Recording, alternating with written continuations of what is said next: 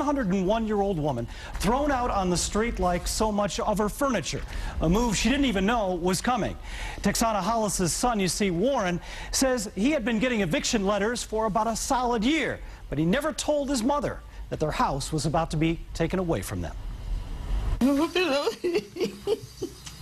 She is 101 years old, and tonight, Texana Hollis of Detroit is completely brokenhearted. That's all I got.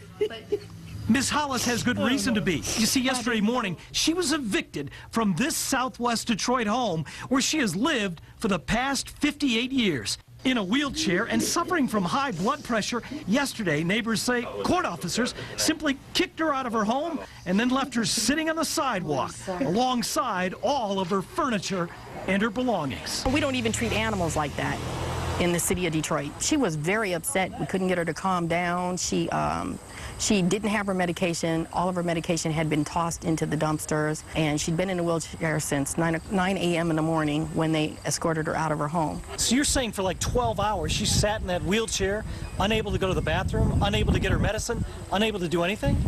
Nothing at all.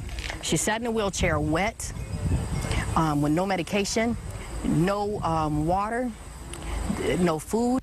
The saddest part, neighbors say, is that Texana and her late husband Ira owned this house outright. It was bought and paid for years ago. Okay, Pastor, the media is here. Can I call you back? But in 2003, Texana's son Warren admits he convinced his mom to sign that house over to a reverse mortgage company in return for a sum of $32,000, money he claims was going to go to repair the house. By signing that reverse mortgage, how much money were you able to get? We got $32,000 and some change, $32,300, something like that. What happened to all that money? Well, the roof and the two doors, the house needed a lot of repairs.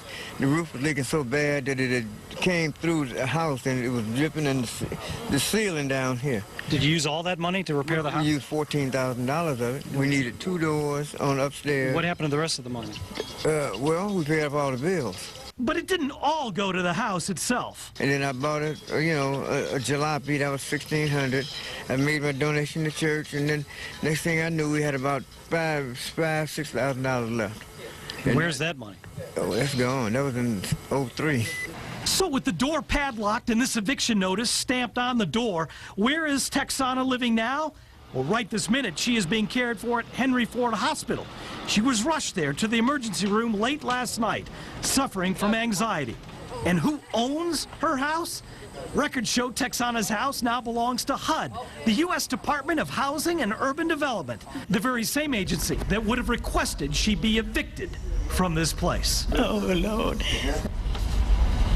So again, right now, the U.S. government, HUD, owns that house. It is a done deal. It no longer belongs to Texana or her son, Warren. So many people are stepping forward right now that would like to help. There are offers of people who want to pay her rent, get her a house that she can rent and pay for that for as many years as she should need it. The Detroit Area Agency on Aging has 5 staff workers working in this case right now. They are trying to see if they can get Ms. Hollis into some form of assisted living. So a lot of things are happening right now. We hope to have so much better news for you by tomorrow. Again, lots of people trying to step in and help solve this tragic situation. We are all hoping and praying that something happens. To see that 101-year-old woman sitting on the sidewalk, crying and with no home to go to, your heart just goes out. How can this happen? And see, that's why people are so angry because, you know, okay, she was evicted. That happens. But the group that evicted her should have come out there and talked to her first, at least seen